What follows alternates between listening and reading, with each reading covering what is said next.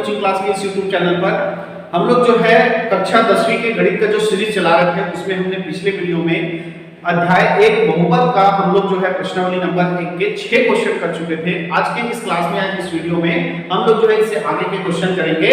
तो प्रश्नावली 1 का 7वां क्वेश्चन देखते हैं। क्वेश्चन नंबर 7 दिया है, यदि भाजक बराबर 3x² - 2x + 2 भागफल बराबर x + 1 शेषफल बराबर 3 है तब भाज्य बताइए। ठीक है, जब मैंने प्रश्नावली स्टार्ट किया था, इसके एग्जांपल हल किए थे, तो हमने एक फार्मूला देखा था। वो फार्मूला था भाज्य बराबर भाजक गुणा भागफल प्लस शेषफल। ठीक है, और इस क्वेश्चन है ना, इस क्वेश्चन में हमको क्या क्या दिया हुआ है? हमको भाजक दिया हुआ है। भाजक कितना दिया हुआ है? 3x² - 2x + 2। भागफल कितना दिया हुआ है? भागफल हमको दिया हुआ है x + 1। और शेषफल कितना दिया हुआ है? शेषफल दिया हुआ है कितना? 3 दिया हुआ है। क्लियर है? अब इस मान को, जो मान हमको दिया हुआ है, उस मान को हम इस फार्मूले में रख देते हैं और जो ज्ञात करना है भाज्य वो हमको क्या हो जाएगा? प्राप्त हो जाएगा। तो मान रखते हैं भाजक बराबर कितना मान रखेंगे? 3x² - 2x + 2 और भागफल का मान x + 1 और शेषफल का मान कितना है? 3। सबका मान रख दिए। अब हमने बहुपद का गुणा करना जो पिछले क्लास में सीख लिया है, और मैंने इस वीडियो के इस जो चैप्टर है उसके पहले वीडियो में बताया था कि गुणा कैसे करते हैं, जोड़ना घटाना भी बताया था। तो गुणा कैसे करते हैं? पहले पद का गुणा फिर अगले बहुपद के सभी पदों से, फिर अगले पद का गुणा फिर अगले बहुपद के सभी पदों से ऐसे करते हैं। तो यहाँ पर हमारा जो पहला बहुपद है उसका पहला पद क्या है? 3x²। इसका गुणा करेंगे x + 1 से। तो पहले 3x² का गुणा किससे होगा? x से। तो कितना हो जाएगा? 3x⁻3। फिर 3x² का गुणा किससे होगा? 1 से। तो कितना आ जाएगा? 3x² आ जाएगा। ठीक, अब -2x का गुणा होगा, तो -2x का गुणा x से होगा, तो -2x का क्या हो जाएगा? स्क्वायर। फिर -2x का गुणा x से होगा, तो -2x हो जाएगा। क्लियर है? फिर इस 2 का गुणा किससे होगा? x + 1 से। तो 2 का गुणा x से होगा तो कितना हो जाएगा? 2x। और 2 का गुणा 1 से होगा तो कितना हो जाएगा? 2। और ये प्लस जो है 3 अपने आप पहले जगह रहेगा, अपनी जगह पे रहेगा। ठीक, अब इसको जोड़ घटा देते हैं जैसे चिन्ह के हिसाब से जैसा बनेगा। x⁻3 अकेला है, कहीं और नहीं है, तो उसको जो करके अपने जगह पे लिख दो। x⁻3 x⁻3। x के घात 2 वाले 2, x की घात 2 वाले 2 है। एक के पहले +3 है और एक के पहले -2 है, तो एक प्लस में और एक माइनस में, तो घटेगा, है ना? तो घटेगा तो 2 3 में 2 जाएगा, कितना बचेगा? 1। तो यहाँ पर x का स्क्वायर, बड़ा संख्या प्लस में, इसलिए बीच में क्या जाएगा? प्लस आ जाएगा। ठीक, ये x वाले 2 हैं और एक प्लस में एक माइनस में, और दोनों क्या है? समान है, तो ये घट के कितना हो जाएगा? 0 हो जाएगा, है ना? या कट गया वो। और यहाँ पर देखो संख्या 2 और कितना है? 3, तो दोनों प्लस में है तो जुड़ जाएगा, कितना हो जाएगा? 5। और दोनों प्लस में इसलिए क्या लगेगा? +5। क्लियर? इस तरह हमारे इस क्वेश्चन का आंसर या इस क्वेश्चन में भाज्य कितना आया? 3x⁻3 + x² + 5। क्लियर है? तो इस तरह इस क्वेश्चन का आंसर हो गया 3x⁻3 + x² + 5। ठीक है, आप लोग को समझ में आ गया होगा। इसी तरह हम अब अगला सवाल देखते हैं, क्वेश्चन नंबर 8। क्वेश्चन नंबर 8 ये है, यदि भाजक बराबर 4x - 7 भागफल बराबर x + 1 शेषफल बराबर 0 है तब भाज्य बताइए। क्लियर है? हमको क्वेश्चन में जो दिया है, पहले उसको लिख लेते हैं क्या क्या दिया है। तो क्वेश्चन में हमको दिया है भाजक बराबर 4x - 7 भागफल बराबर कितना दिया है? x + 1 दिया है, और शेषफल कितना दिया हुआ है? 0 दिया हुआ है। ठीक है, अब हमको जो फार्मूला है वो लिखते हैं। तो फार्मूला क्या होता है? भाज्य बराबर भाजक गुणा भागफल और प्लस शेषफल। ठीक है, हमको भाज्य ज्ञात करना है। भाजक, भागफल और शेषफल का मान दिया हुआ है, उन मान को इस सूत्र में रख देते हैं। तो भाजक कितना दिया हुआ है? भाजक दिया है 4x - 7। भागफल कितना दिया है? x + 1 दिया है, और शेषफल कितना दिया है? 0 दिया है। ठीक, अब बहुपद का गुणा करते हैं। तो एक बहुपद का जब दूसरे बहुपद से गुणा होता है, तो पहले बहुपद के पहले पद का गुणा दूसरे बहुपद से करते हैं। तो पहला बहुपद का पहला पद है 4x, इसका गुणा दूसरे बहुपद से करते हैं। तो 4x का गुणा किससे होगा? पहले x से। तो 4x और x का गुणा हुआ तो 4x का स्क्वायर हो गया। फिर 4x का गुणा किससे होगा? 1 से। तो 4x से कम 4x हो जाएगा, 1 से गुणा होगा तो ही संख्या प्राप्त होता है। अब माइनस 7 का गुणा x से होगा तो माइनस 7x हो जाएगा, ठीक है। और फिर माइनस 7x का गुणा x से होगा तो माइनस और प्लस का गुणा हो रहा है तो माइनस होगा और 7 का 7 और प्लस शून्य है तो शून्य को किसी में जोड़ो वही संख्या प्राप्त होता है, उसकी अभी वैल्यू नहीं है इसलिए इसको ले लिखेंगे, ठीक। अब इसको देखते हैं तो यहाँ पर x का घात 2 और है क्या, कोई पद नहीं है, केवल एक ही पद है तो इसको लिख देते हैं 0 का 0 4 का 4 x का घात 2। अब x वाले दो पद हैं, एक प्लस में और एक माइनस में है, तो प्लस और माइनस में तो घटेगा तो 7 में 4 जाएगा, कितना बचेगा 3x बचेगा। बड़ा संख्या किसमें है, माइनस में, इसलिए क्या लग जाएगा माइनस, और ये माइनस 7 अपने जगह पर। क्लियर है। तो इस तरह इस क्वेश्चन में भाज्य कितना आ गया 4x का घात 2 माइनस 3x माइनस 7, ठीक है। तो आप यहाँ पे अंत में लिख सकते हैं अतः भाज्य बराबर 4x का घात 2 माइनस 3x माइनस 7 है, ठीक है। इसी तरह का हम अगला क्वेश्चन देखते हैं, क्वेश्चन नंबर 9। क्वेश्चन नंबर 9 है सिद्ध कीजिए कि बहुपद 4x का घात 3 प्लस 3x का घात 2 प्लस 2x माइनस 9 को x माइनस 1 से भाग करने पर शेष पद शून्य है, ठीक है। हमको ये पूछ रहा है कि अगर इन दोनों को पदों को भाग करते हैं तो शेष पद कितना आएगा, शून्य आएगा, ये हमको प्रूव करना है। तो प्रूव कैसे होगा, इसको हम भाग करके ही देख लेते हैं। यदि भाग करके देखेंगे शेष पद शून्य आएगा तो इसका मतलब ये जो कह रहा है वो सही है ना। और भाग करना हमको आता है दो बहुपदों को, इस प्रश्नावली में हम शुरुआत में वही क्वेश्चन देख लेते हैं। तो हमको यहाँ भाग करना है किसको, x माइनस 1 से, है ना। हल कर रहे हैं,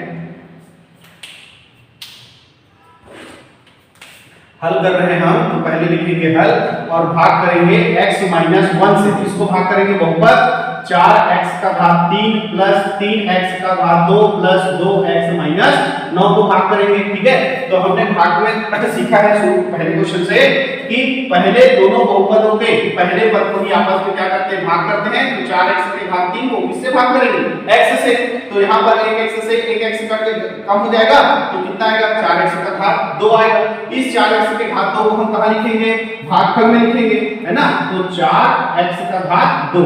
अब इस 4x के घात 2 का गुणा किससे करेंगे, भाजक से।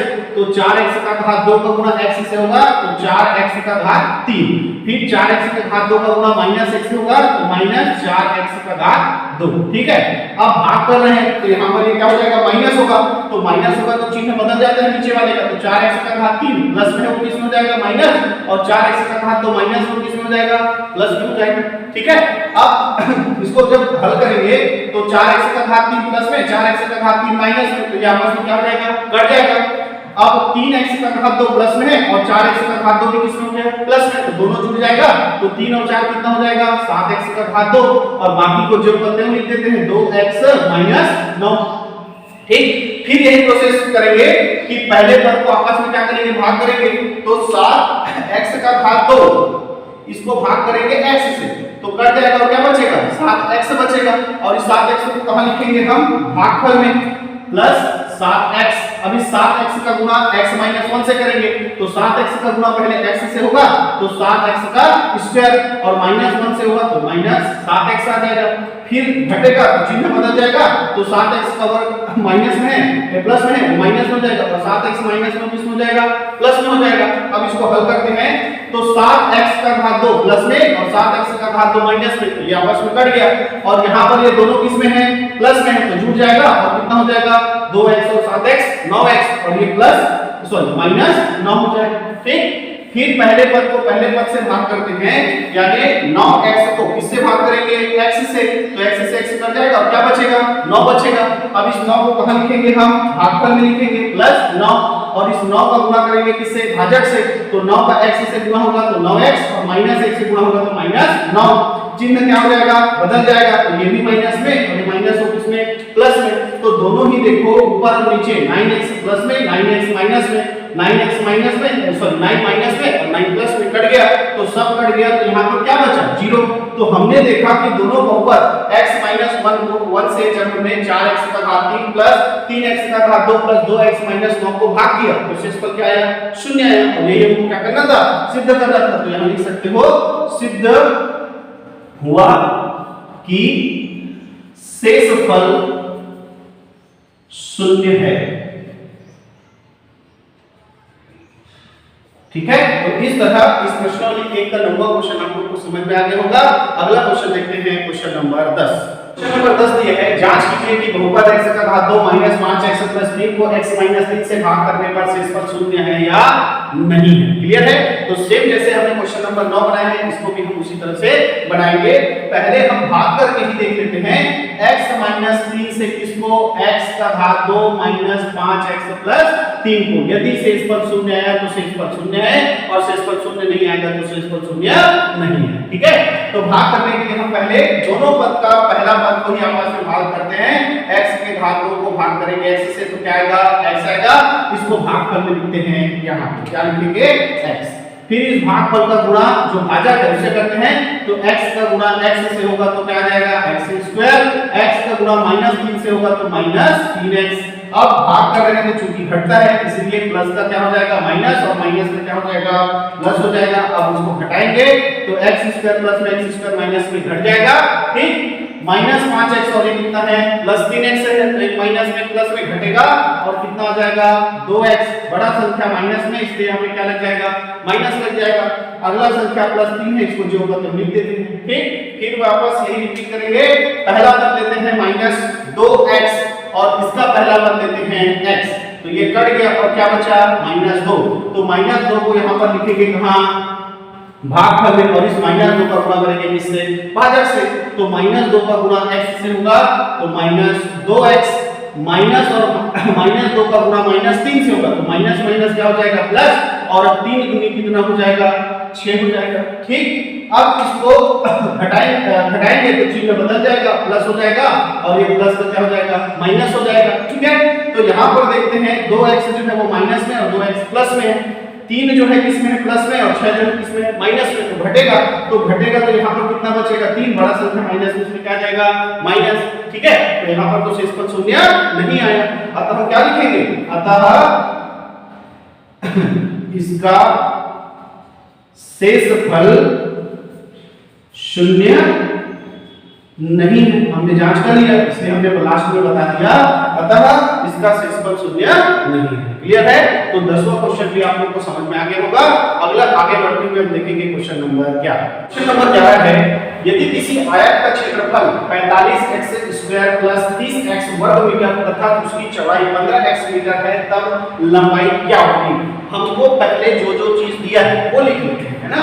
जब हम इस क्वेश्चन को हल करेंगे तो हमको क्या दिया है, हमको दिया है आयत का क्षेत्रफल। तो आयत का क्षेत्रफल लिखेंगे कितना, जो दिया है 45x² + 30x लिखेंगे, और इसका चौड़ाई दिया हुआ है, चौड़ाई कितना दिया हुआ है, 15x, और ज्ञात क्या करना है, लंबाई। तो लंबाई हमको ज्ञात करना है। ठीक, अब हमको आयत का क्षेत्रफल का फार्मूला मालूम है। आयत का क्षेत्रफल, इसका फार्मूला क्या होता है, लंबाई गुणा चौड़ाई। ठीक, अब इस फार्मूले में जिसका मान पता है उसका मान रख दो, फिर आगे हल हो जाएगा। जैसे क्षेत्रफल का मान दिया हुआ है, तो क्षेत्रफल के जगह में रख देते हैं 45x² + 30x बराबर, लंबाई नहीं दिया है तो लंबाई को लंबाई ही लिखो, और गुणा क्या हो जाएगा, चौड़ाई दिया है कितना, 15x। ठीक, अब ये जो चौड़ाई है जिसका मान हम रखे 15x, ये गुणा कर रहा है किसके साथ, लंबाई। तो पक्षांतर करेंगे तो इधर क्या करेगा, भाग करेगा, तो 45x² + 30x बटा कितना हो जाएगा, 15x, और बराबर यहाँ पर क्या आ जाएगा, लंबाई आ जाएगा। ठीक है, अब इस देखो ये जो 15x है वो 45x² का भी हर है और 30x का भी क्या है, हर है। तो अलग अलग लिख लेते हैं, कैसे, 45x² बटा 15x, और बीच में प्लस है तो प्लस, और 30x बटा 15x अलग अलग कर लिए, ये बराबर हो रहा है किसके, लंबाई। ठीक, अब आगे देखो, इसको जब हल करेंगे तो ये x से एक x कट जाएगा, 15 × 15 और 15 दिया 45, तो यहाँ पर क्या बचा, 3x बचा, क्या बचा, 3x बचा। ठीक, उसी तरह देखो x से x कट गया, 15 × 15 और 15 दूनी 30, तो यहाँ पर बीच में लगाएंगे प्लस है तो प्लस, और यहाँ पर क्या आया, 2 आया, और ये किसके बराबर आया, लंबाई के बराबर आया। किसके बराबर आया, लंबाई के। एक बार फिर से देखो, आपको समझ में नहीं आया होगा तो देखो, x² था और नीचे क्या था, x था, तो 2x² मतलब 2 बार x, और नीचे 1x, तो 1x कर दिया गया, क्या बचा, एक तो x बचा और 15 का 15 15 दिया 45, तो कुल मिला के इसको हल किया तो क्या आया 3x, और यहाँ x से x कट गया, 15 का 15 15 दूनी 30, तो यहाँ पर हल करें तो कितना आया 2 और बीच में प्लस था इसलिए क्या लगा दिए प्लस, और यही किसके बराबर होगा लंबाई का, तो आप यहाँ पे लास्ट में लिखेंगे अतः आयत की लंबाई 3x प्लस 2 मीटर होगा। ठीक है, तो इस क्वेश्चन का आंसर कितना हो गया 3x प्लस 2। ठीक है, अब लास्ट इस प्रश्नावली का क्वेश्चन देखते हैं, क्वेश्चन नंबर 12। प्रश्नावली 1 का लास्ट 12वां क्वेश्चन दिया हुआ है, कितना 12वां क्वेश्चन आपका दिया हुआ है क्या कि 28x इकाई लंबाई का एक रेखाखंड AB है जिसे दो बराबर भागों में बांटना है, तब प्रत्येक भाग की लंबाई क्या होगी। ठीक है, हमको क्या दिया हुआ है, दिया है क्या दिया है कि रेखाखंड AB की लंबाई कितना है 28x इकाई है। ठीक है, हम एक ड्राइंग भी बना लेते हैं साथ ही साथ कि ये एक रेखाखंड है, ये AB A से B जिसकी लंबाई कितना मीटर है कितना इकाई है 28x इकाई है। ठीक, अब हम लिखते होंगे कि माना बिंदु C रेखाखंड AB को दो बराबर भागों में बांटती है। ठीक है, एक क्या लिखे हैं कि ये रेखाखंड AB है, इसमें एक बिंदु क्या लेते हैं C, जो इसको क्या करती है बराबर भागों में बांटती है। बराबर भागों में बांटती है, क्या कहने का मतलब ये है कि AC बराबर क्या हो जाएगा BC, दोनों पक्ष क्या होंगे बराबर होंगे। क्वेश्चन में लिखा है कि जिसे दो बराबर भागों में बांटना है, तो हमने बता दिया कि बिंदु C जो है रेखाखंड AB को क्या करती है दो बराबर भागों में बांटती है। अब आप देखो जो AB है, जो रेखाखंड AB है, मान लो हमको A से B तक पहुंचना है, तो पहले हम A से कहां जाएंगे C जाएंगे, और फिर C से कहां जाएंगे B जाएंगे, है ना। तो AB को हम क्या लिख सकते हैं AC, और फिर क्या लिख सकते हैं BC लिख सकते हैं। ठीक, उसके बाद आप देख रहे हो कि AC और BC क्या है बराबर है, तो AC प्लस BC को भी हम क्या लिख सकते हैं AC लिख सकते हैं। तो AB बराबर क्या आ गया 2AC आ गया। ठीक है, अब आपको AB का मान दिया हुआ है, AB का मान कितना दिया हुआ है 28x दिया हुआ है, आपने मान रख दिया, और बराबर ये किसके है 2AC के है।